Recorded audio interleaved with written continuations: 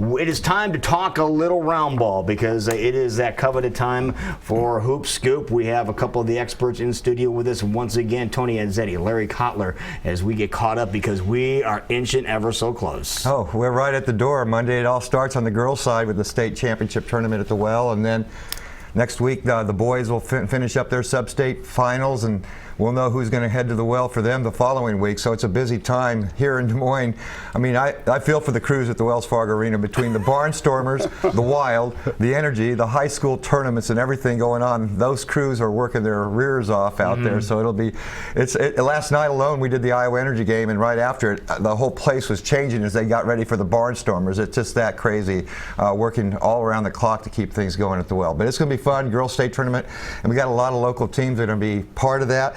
In classes 1A and 2A, really no real local teams. The teams that came out of the Central Iowa brackets were Central Decatur of Leon, but in 1A it's Mount Air to keep an eye on, and Southern Iowa, and then near the border of Missouri, straight south of here, is Central Decatur of Leon in the Class 2A field. So really not a lot of teams in the Central Iowa area playing in the 1A and 2A field that begin on Monday and Tuesday. But we go to 3A. Then you've got some Central Iowa teams, and one of them is the defending state champions in the Nevada Cubs. Being a Cubs fan, you know, you kind of have your heart going with that. At least somebody's winning a title. The Cubs haven't won with one. The Cubs name on it, yeah. But Kristen Meyer and the Nevada Cubs have done such a great job. They'll take on Sioux Center. At the end of the year, Nevada was my number 3 team. They had only the one loss, but Pocahontas area had an outstanding year, and Center Point Urbana undefeated. So based on the regular season, they got the 1-2 rankings. But Nevada's very capable and probably might be playing for that state championship. We'll find out. But we'll have Kristen Meyer on our show tomorrow morning to talk about the preview of the girls' state tournament. Also, another local team, the Pella Little Dutch girls. Usually you see a lot of the boys, but the girls have done a good job there, and they play in a tough conference, and they're in our top 10, and they'll be part of that state tournament run as well in Class 3A. Moving to 4A. Team that I ended up the season at my number 1 spot, Gabby Dowd led Ballard of Huxley. Ballard's had such a tradition when it comes to state basketball. They'll be taking on the Chiefs of Keokuk in their first round game at 8:30 on Tuesday night to get things underway in that field. And also there's Pella against Lewis Central of Council Bluffs, so it's going to be fun. But then 5A, we talked about it most of the season. We could have gotten 6 of the 8 teams that make the state out of Central Iowa. We ended up with 5. That's still pretty impressive. Very impressive. As on Wednesday, they'll get it started in the afternoon with Indianola taking on Linn-Mar of Marion. And of course, Jamie Printy, who used to play at Linn-Mar, of course, played at the University of Iowa. She is now the head coach, and no longer Jamie Printy, but she's the head coach of Linn-Mar, taking on Bert Hansen, the veteran coach on the boys, and now the girls' side with his second trip to state with Indianola. So that'll be fun.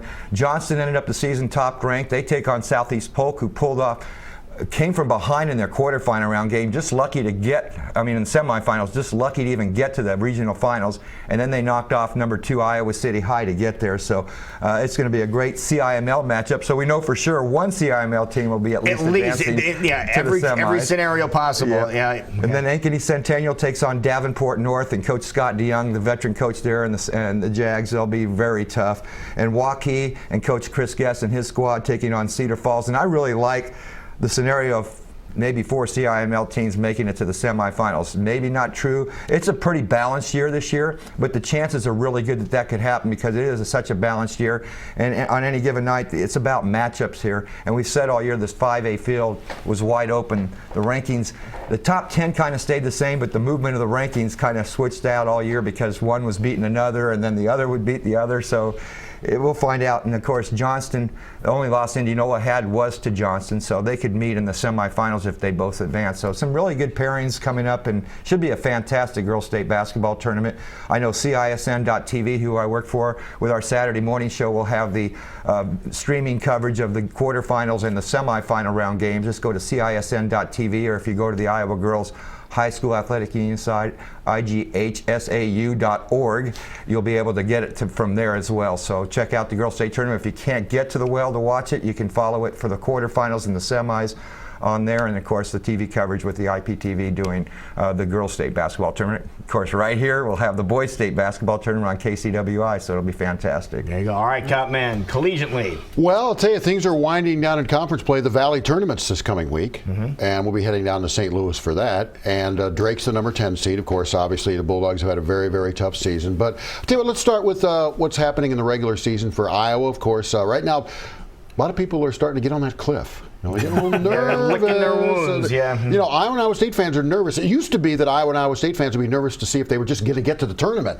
Now, they know they're getting to the NCAA tournament. Both are going to be in the tournament, but they don't know where things are going. You know, for a while there, Iowa's picked as a number 1 seed. A lot of people thought they could be number 1. Right. Now I'm reading a number 3 seed because they've dropped 3 of their last 4. They're second place now in the Big Ten. And this week is not easier because they've got to go to Ohio State.